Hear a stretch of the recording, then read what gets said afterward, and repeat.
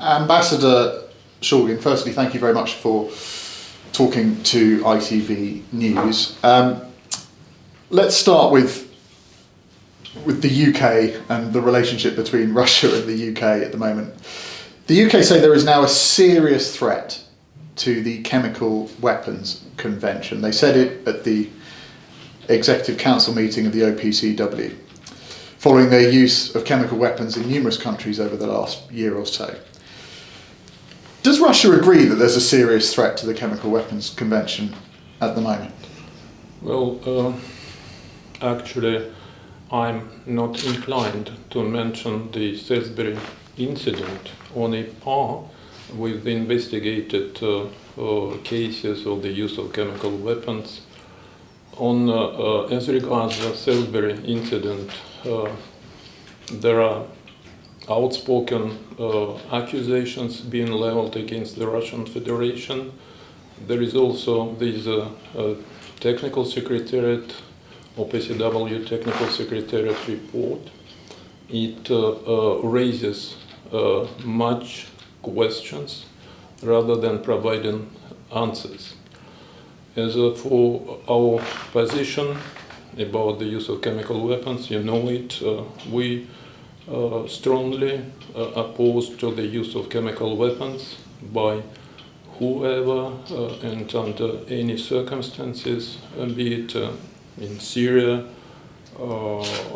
Iraq, England, or elsewhere. And it goes without saying that the perpetrators of these crimes should be prosecuted and brought to justice. There is absolutely no doubt about this. Let me remind you that the Russian Federation has repeatedly called for a strengthening of international legal tools to combat chemical terrorism. As far back as the spring 2016, the Russian Federation came forward with the initiative about elaborating, drawing an international convention for the suppression of acts of chemical and biological terrorism. But do you believe that the actual Chemical Weapons Convention is under threat in its existing form? Well, we needed to enhance the Chemical Convention, and I will say a few words about our specific proposals regarding the enhancement of this Chemical Convention. But I'm just giving you some precise example about the Russian commitment to combating the use of chemical weapons, and especially chemical weapons as chemical terrorism. I mentioned also already this Russian initiative for the suppression of acts of chemical and biological terrorism, and the Russian Federation over the past 3 years has repeatedly spoken out against the chemical terrorism in New York within the Security Council, United Nations Security Council, and unfortunately our Western partners have never ever responded to our proposals. There is still this situation when we are coming forward with the proposals, and there is absolutely no reaction on the part of our Western colleagues. Given the independence, and I use that as the OPCW would define itself, I think, as an independent organisation, albeit an amalgamation of member states.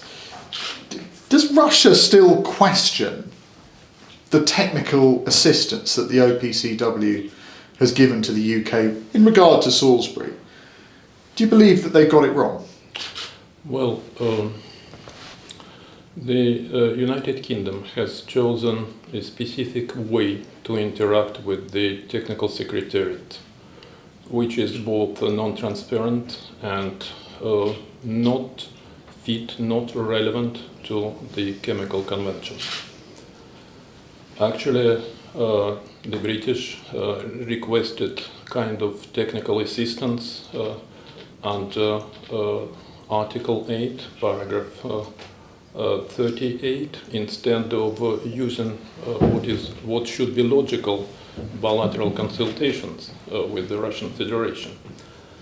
But technical assistance is about providing countries with advisory and other services.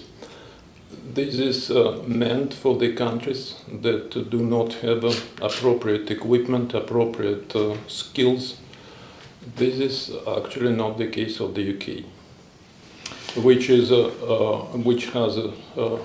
both experience and equipment. So we deduce that the British has requested something different, and indeed they invented kind of a new format of the interaction with the technical secretariat. If I'm not mistaken, they just requested that the technical secretariat carry out independent expertise of the findings of the national inquiry of the British enforcement agencies. And this is not relevant to the convention. The OPCW has no mandate like this, and it becomes obvious because firstly, the verification of domestic investigation makes the OPCW just a participant in the domestic British inquiry, which is not up to the convention. And secondly, the OPCW in such a situation cannot guarantee the chain of custody of the samples gathered by the British side. And thirdly, the activities of the OPCW experts were carried under the strict control of the British authorities, and that is, one cannot speak of truly independent investigation. Let me just explain why we are on this view. The OPCW experts operated under the tight restrictions imposed on them by the British authorities. They were oriented primarily towards searching for a specific chemical stuff pointed out by the British side. Other chemicals were not even the subject of this search. The OPCW experts took environmental samples only in the areas indicated by the British authorities.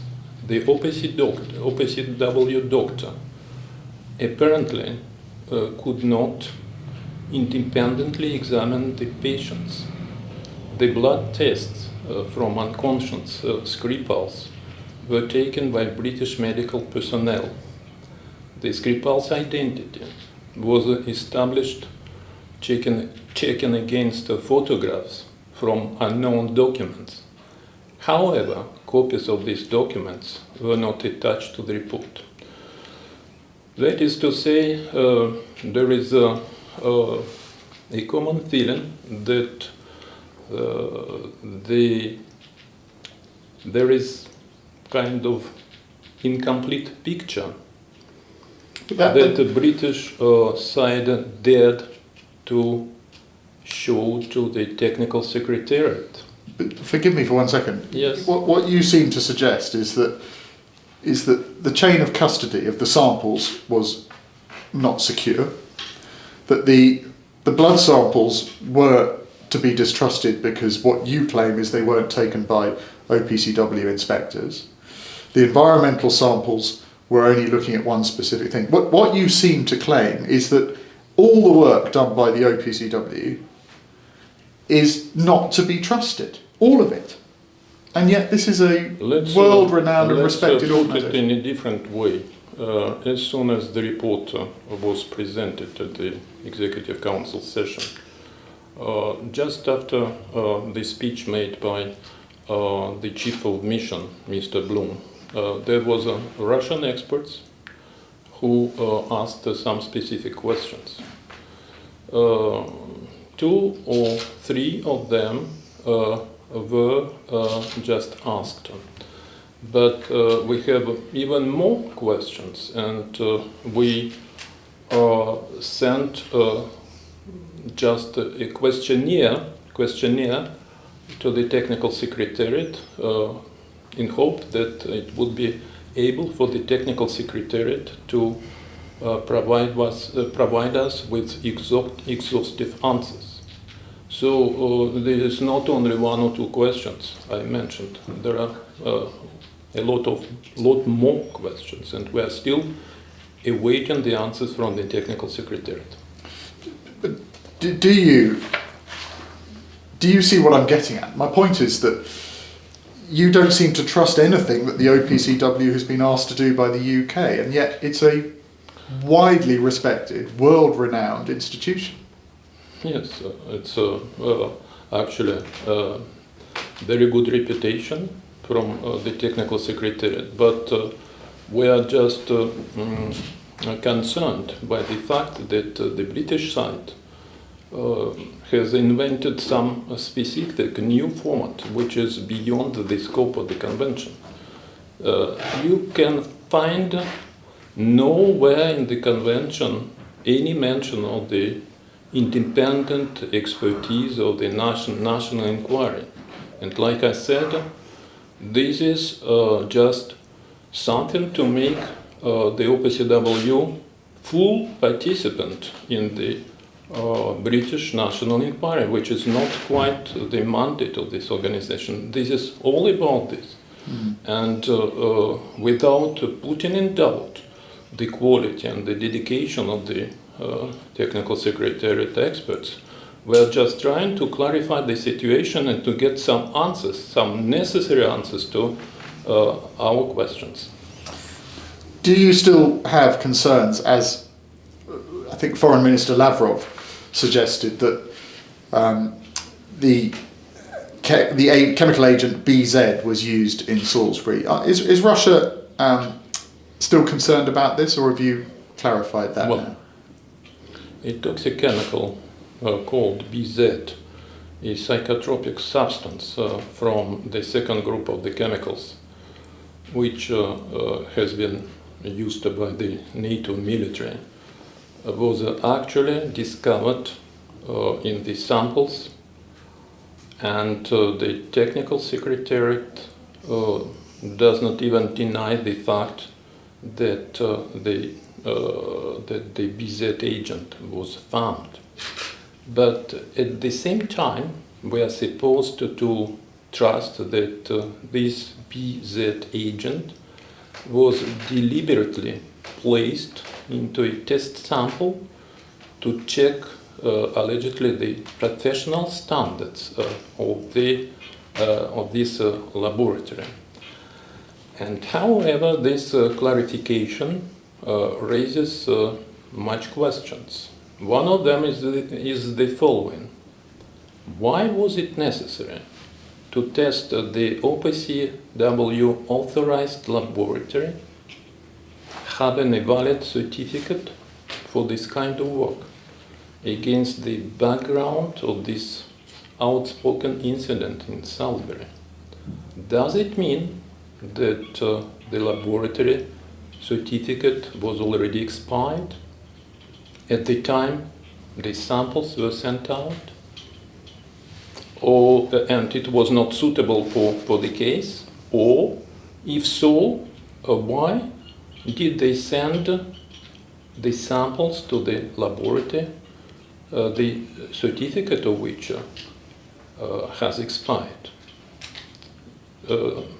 Is it not standard practice when you're sending? It's standard practice to send a whole host of samples. It's not absolutely appropriate to check, to question the professional skills of the laboratory under the current valid certificate.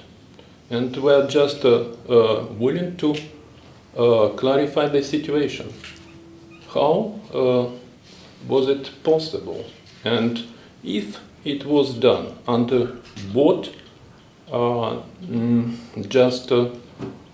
provisions of the chemical convention or the internal documents of the technical secretariat, it was done. So I would not like to dwell upon these particular questions because it's about a confidential report, and you will understand if I will just leave it at this point. But you still have concerns about what that BZ sample. Yes, and we're waiting for the answers from the technical secretariat. Like I said, we send a questionnaire. It's up to them to provide us with necessary clarification. Okay. When I spoke to the chief executive of Portendown, Gary Aikenhead, I said to him, have you ever made a substance or a chemical either that would fall under the Novichok family or something similar to it? Have you ever made those? And Gary Aikenhead said to me, we at Portendown have made similar substances to those chemicals known as Novichoks. Has Russia ever made a similar chemical to Novichok? Well,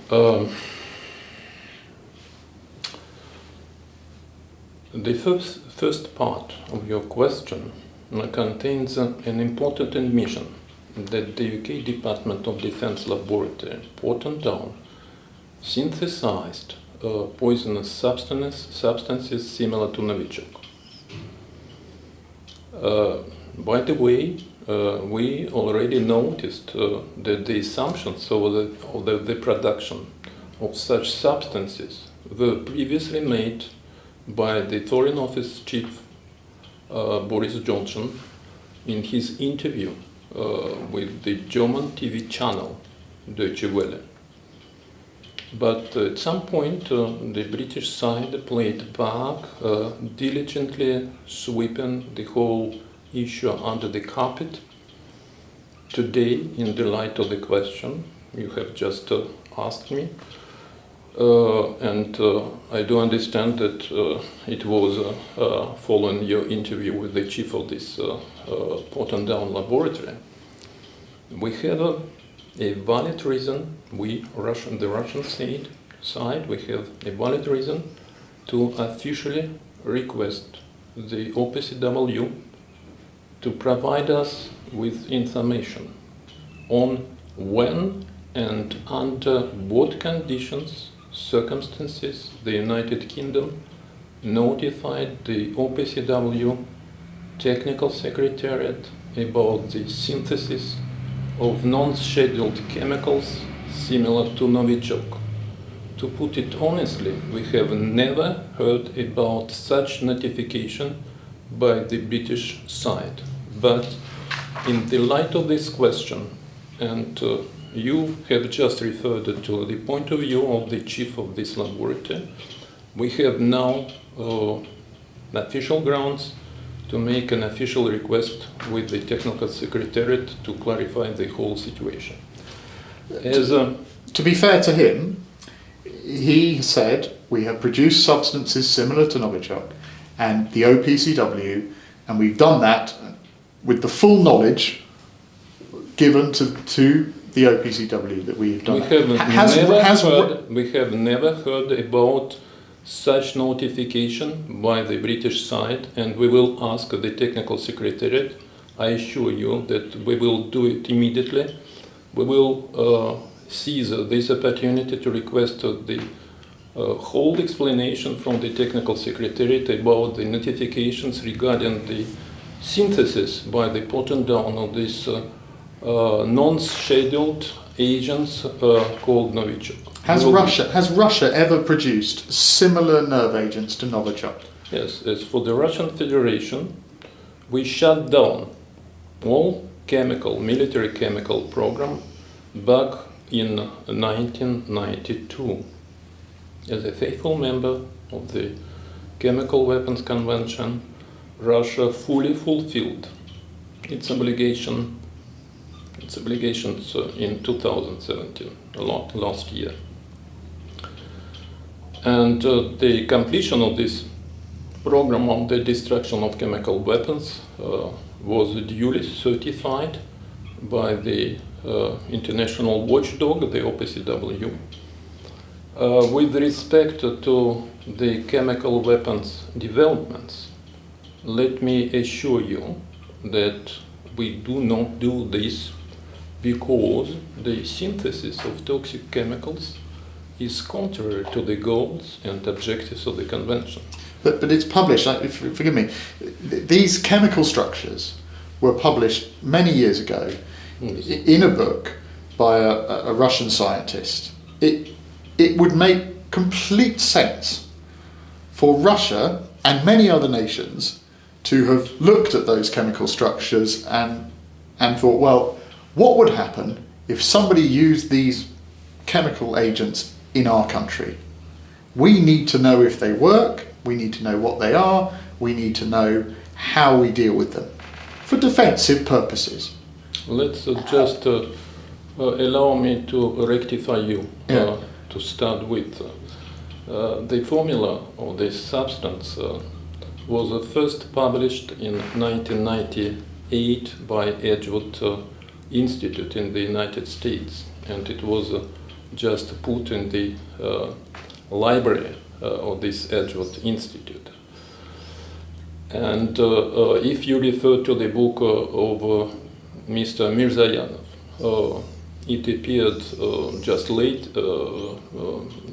much later, back in 2008, I guess so. And the whole story is about Soviet chemical experts being brought to the West by some special services from some. But have you ever? Have you ever synthesized or even taken those chemical structures wherever they came from? They might be American, they might be Russian. But has Russia ever tried to synthesize those chemical structures or something similar to it? You are trying to make me admit the synthesis of Novichok agents, and my response is negative. We have never done this. Even for defensive purposes? Let me tell you, there has never been any chemical developments, any program of chemical weapons in the Russian Federation under the code name Novichok. And the Foliant program? The Foliant program? And Foliant program. Besides, the name of Novichok is not our invention. This is the code name invented by the Western countries. I don't know the exact reason why. So even for defensive purposes, the fact that you haven't even tried to create these substances or something similar to them. To reiterate, we fulfilled our obligations under the chemical conventions. We are faithful to the convention. Our behavior is irreproachable. So, if Russia was not responsible for the attack on Yulia Skripal and Sergei Skripal, then who was? Well, actually, the question should be asked in a different way. Will the UK be open enough to provide necessary information to let truly investigation start? Both Russia and the UK were members of the Chemical Weapons Convention. We are both members of the OPCW. And just from the get-go, we suggested that our British colleagues drop this bellicose rhetoric and work with us just within the legal framework of the Chemical Convention. But you're the accused. They're never going to, with the best will in the world, they're never going to give you what you want because not you, but your nation or somebody within your nation are the accused. Well, we are just accused of serious crimes. We are accused of violating the Chemical Convention. Well, these are very serious accusations, and they needed to be substantiated. And for the time being, no evidence has ever been provided. It's all just highly likely, and you do understand with highly likely suggestions, no court will even accept the case to be considered under the trial. So we needed to be provided with hard evidence, not just only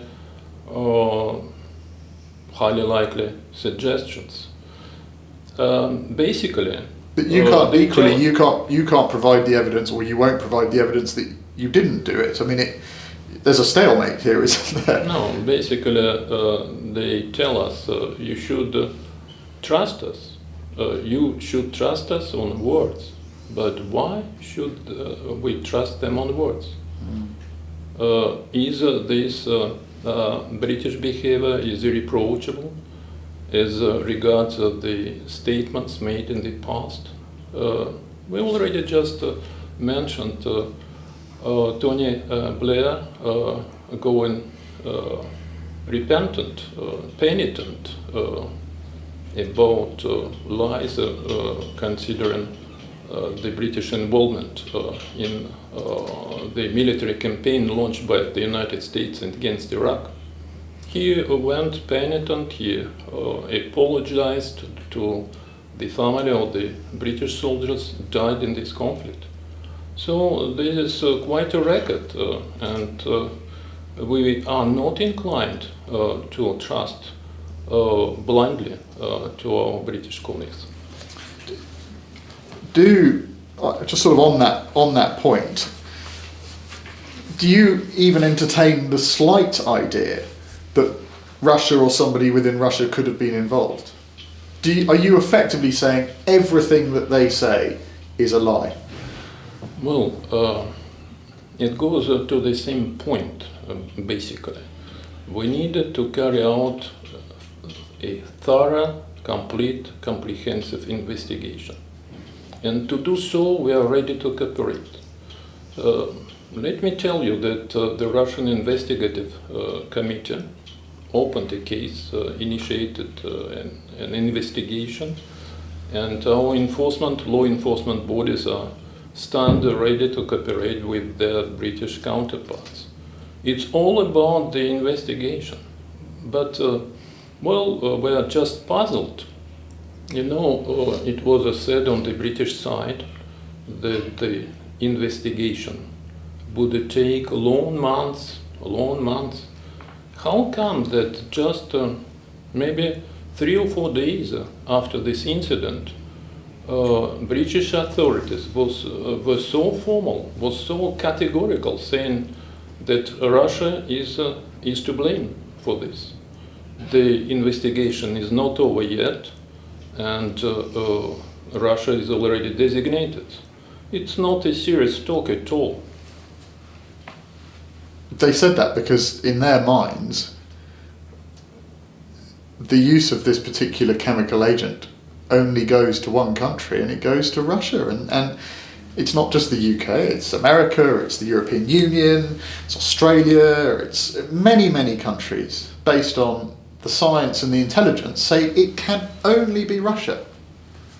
Well, the British point of view is that Russia is to be blamed because, first, motive,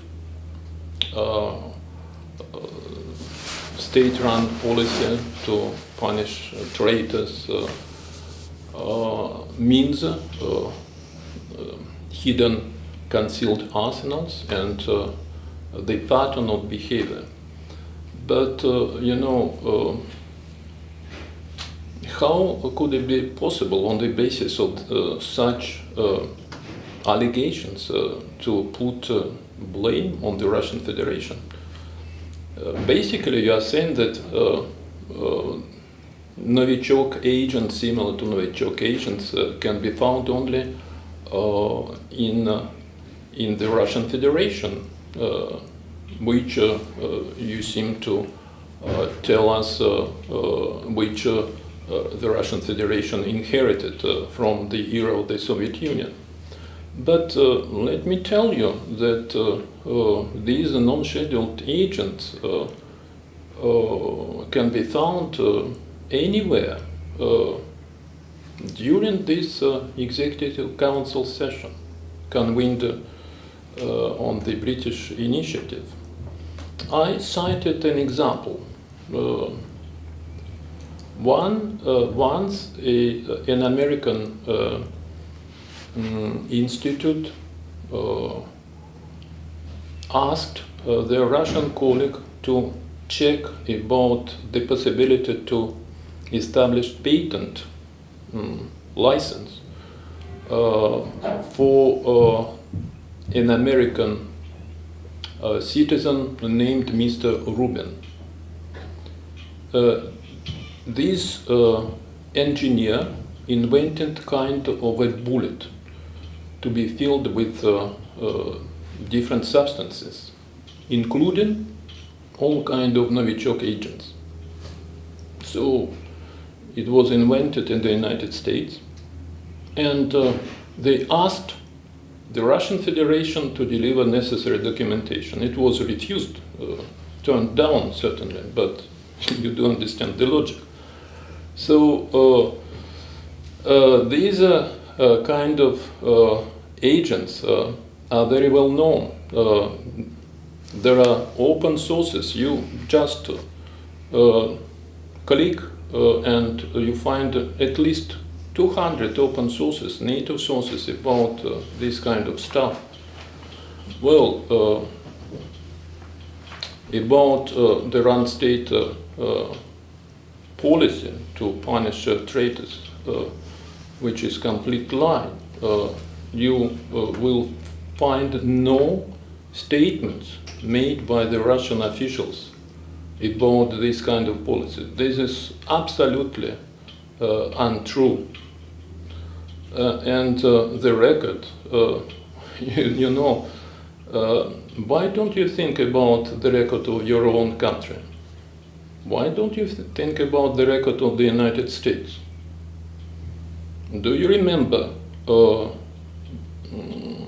Colin Powell holding out a small bottle which allegedly contained anthrax, and it was used as a pretext to launch military campaign? Do you remember what happened in Libya when the United States, actively supported by the UK, asked to establish non-fly zone over Libya? Do you remember what occurred later?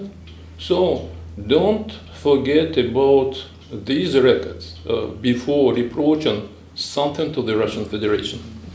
Again, you mentioned it there.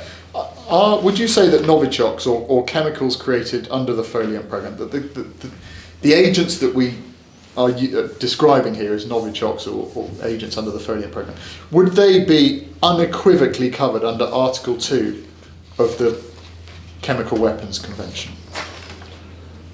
Well, like I said, Russia fulfilled all its obligations. Well, Russia claims it's fulfilled all its obligations, doesn't it?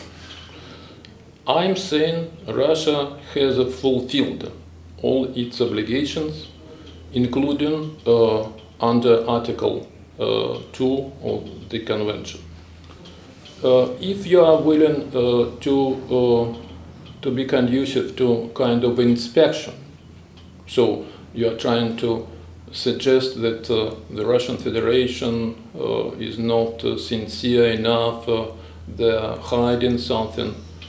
Well, and if you are willing to ask me the question about inspections, yes, okay, it's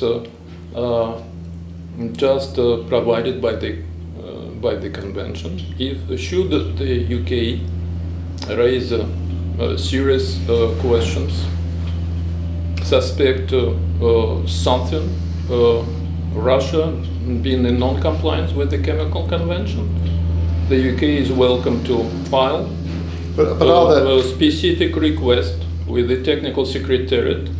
The technical secretariat and the Secretary General, Director General will give a thorough examination to this request, and if this request is considered to be well funded, based, there will be a follow-up. But let me remind you that the Russian Federation has a similar right also. But are Novichoks covered under Article 2? Unequivocally covered. I mean, it's a sort of yes or no answer. It's a non-scheduled chemical. Non-scheduled chemical, because it's not within the convention. And, we had a very animated discussion during the last Executive Council session. And the Russian Federation distributed a series of ideas, of considerations meant to enhance, and I'm going to the point you mentioned earlier during our conversation. Russia is willing to enhance the chemical convention, and in doing so, we suggested that the Director General submit to the forthcoming, to the next session of the Executive Council, recommendations about how to enforce the chemical convention and about possible changes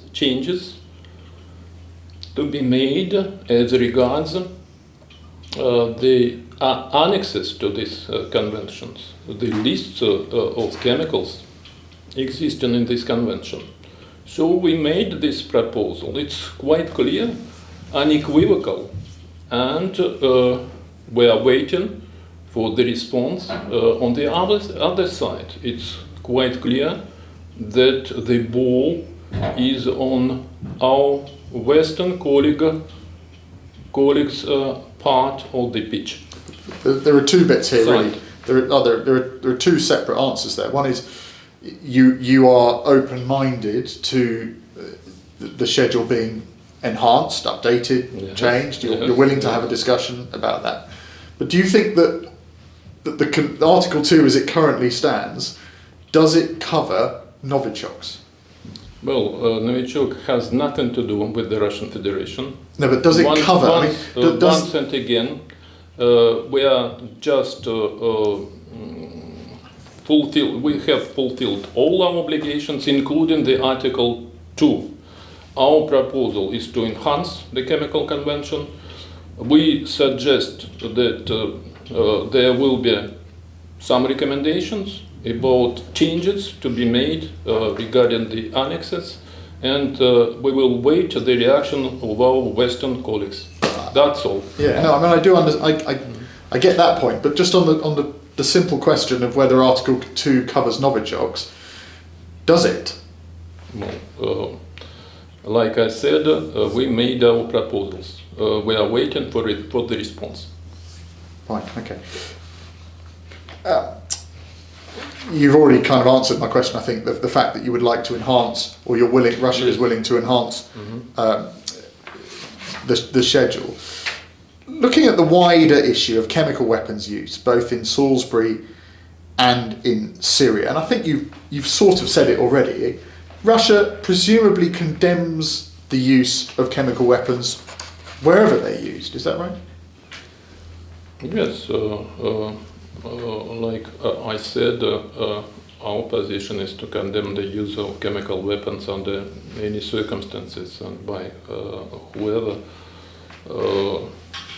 the perpetrators should be identified and prosecuted. It goes without saying, but I would abstain from establishing the link between Saltburn and Syria.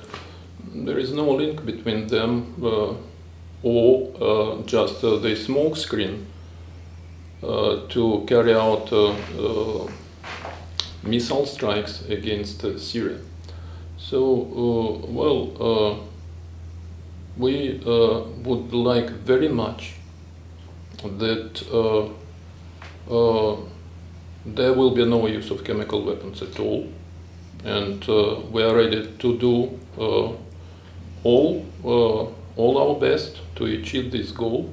Let me remind you that the Russian Federation came forward with a specific proposal about creating a truly independent joint mechanism, OPCW-UN, to investigate all the cases of the use of chemical weapons.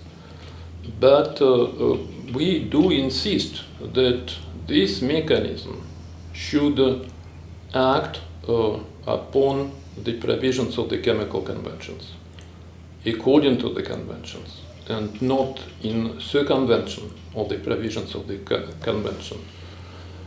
To be just more explicit, as regards the Syrian issues, the Syrian incidents, it's about the OPCW team to visit the sites of presumed of alleged use of chemical weapons, not to be satisfied with just remote investigation. You know, people being in a neighboring country, like they said, like they are saying, walking through social medias, interrogating only the people on one side without going on place. No, it's necessary to go on place, to make on-site visits, and to investigate all the issues without the strict respect of what is called the chain of custody. This is the must, this is absolutely necessary. So we are ready to create this joint mechanism, but under these specific provisions, in the spirit and in the strict respect of the chemical convention. You condemn, Russia condemns the use of chemical weapons wherever that may be, and you, I think to use your words, you're committed to bringing to justice anybody who should use them. If the evidence were to show, either in Salisbury or in Syria, that parties within the Russian Federation or parties within the Assad regime were responsible, would you bring those people to justice? No, yes, it's just something that is amazing. It's amazing how you are willing to repeatedly pose the same questions. You seem to take as granted all what is stated by the British authorities, while turning completely blind eye to what we are saying. No, I'm listening to what you're saying. We are just saying we are ready, we are eager to cooperate, we are willing to cooperate, and all the more so that it is about the Russian citizens, Skripals. Both Skripals are Russian citizens. And unfortunately, we are denied our right to the consular visit. Somebody speaks on behalf of Yulia Skripal, and let me tell you that translated from the English into Russian, it becomes immediately obvious that this is not Yulia Skripal that is making such kind of statements. We need as much as maybe 2 minutes, even less so, to see them, to speak to them. If should Yulia Skripal tell us it's okay with me. I'm staying here. Don't bother with any questions. It will be okay. But we're just denied this consular access. This is completely counter against the consular convention. Well, again, you accuse me of not listening, of not challenging the UK authorities. But to be fair, I've asked you if the Assad regime were found to be the guilty party, or the evidence led towards the Assad regime, would Russia bring them to justice? In our mind, the Syrian government has neither motive nor means to carry out chemical attacks. But motive and means doesn't mean that they... No means, no arsenal, no hidden arsenals. The chemical disarmament of the Syrian Arab Republic was completed in 2014, and it was established, it was certified by the OPCW watchdog. Well, there are some still questions about the initial declaration made by the Syrian authorities, and there is a good cooperation between the technical secretariat and the Syrian authorities. But let me tell you that now it will be much more difficult to continue to pursue this cooperation. You know, your American friends, they heavily insisted upon the fact that Barza and Jamra research facility in Syria was a kind of heart of the Syrian military chemistry. They insisted, and they got the decision by the Executive Council of the OPCW to inspect this site. There were 2 full-fledged inspections. Neither of them has established any trace of chemical activities, military activities within the research center in Barza and Jamra. Does this prevent the United States, the UK and France from striking precisely this Barza Jamra facility, which was very important for Syrian national economy? Should you look at satellite photos, you will see that there are only ruins left from this facility. So it's all upon the goodwill of all parties to cooperate. And unfortunately, we needed to sum up saying that our Western partners are not willing to cooperate, are not doing anything to sort it out. But again, it's it should be an easy answer to a simple question. If the evidence was irrefutable and it pointed towards the Assad regime as being responsible, I know you say they have not the motive or means, would you bring them to justice? Let me tell you that there are absolutely no evidence pointing to the responsibility of the Syrian authorities. At the moment. And I'm going to this point you just mentioned earlier in our interview. This is about a small boy, Syrian small boy. You know, the triggering point, what was actually the beginning of the whole story of the missile strike, was there is a famously known video by white helmets. Horrible pictures, dying people, children struggling, people being under cold water, atrocious pictures. Like the pictures that were shown exactly a year ago about Han Shi-hun.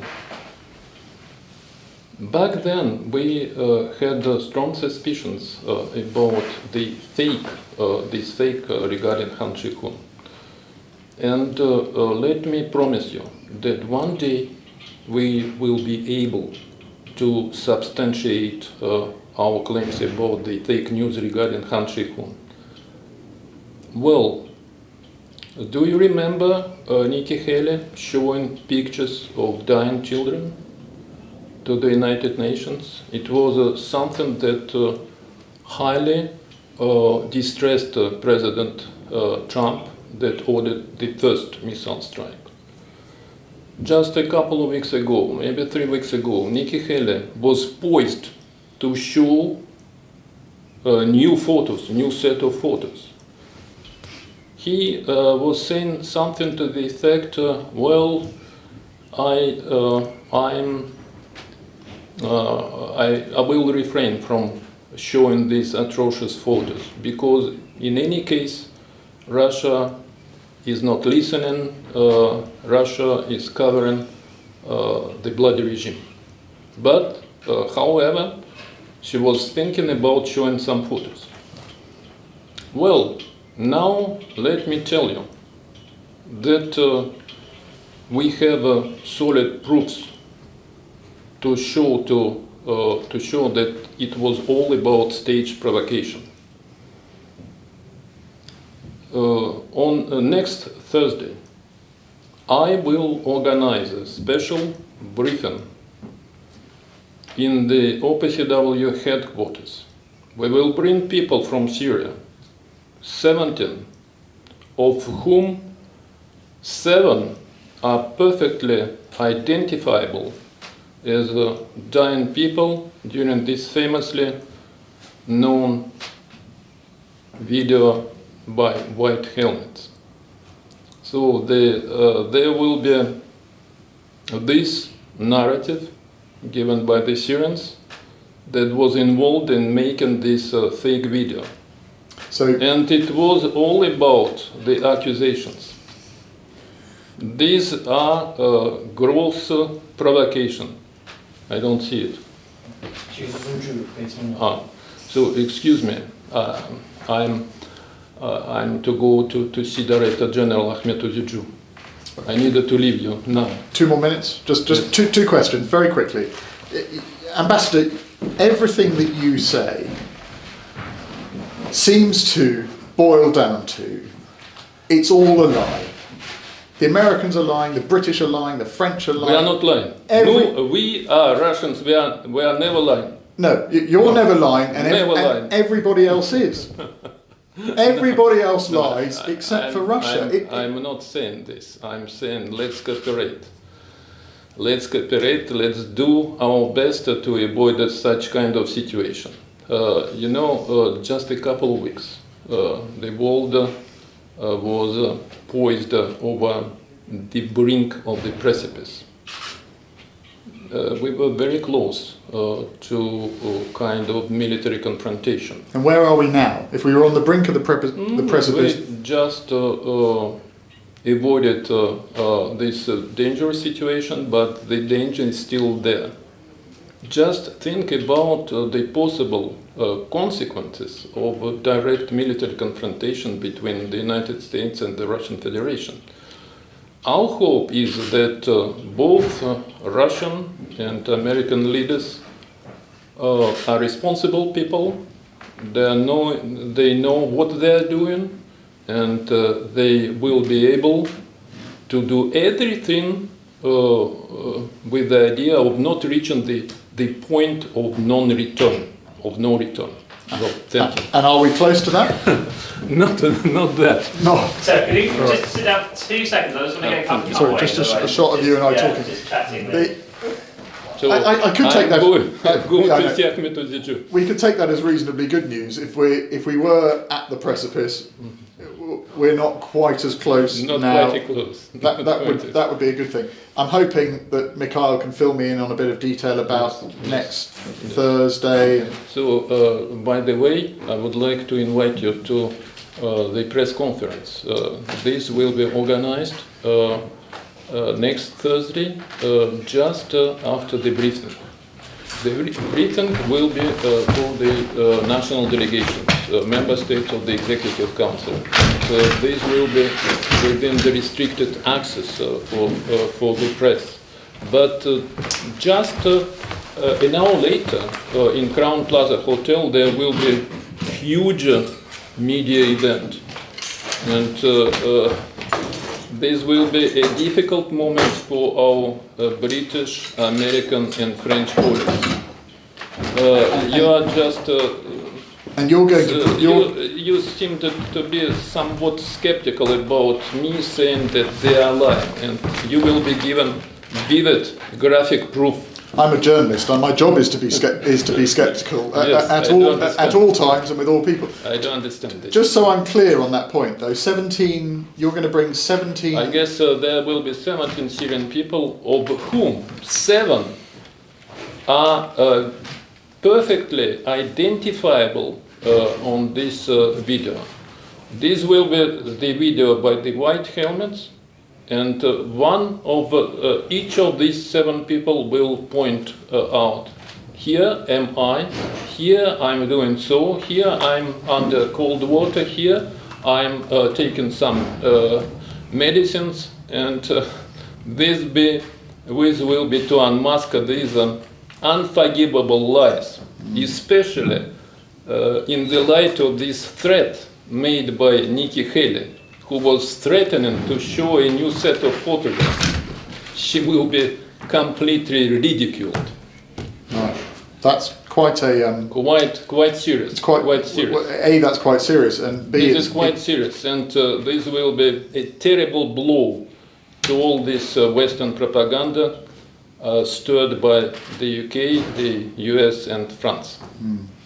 Do you think, this will be maybe a lethal blow to this propaganda. do you think we'll still will we still be skeptical of Russia after that? Kicked down. Kicked down. Okay, I needed to go. Okay. One more shot, just to get one more wide. And then we're sorry. These the bits that allow us. Because you're off to be the Director General. I will miss this important critical meeting with him.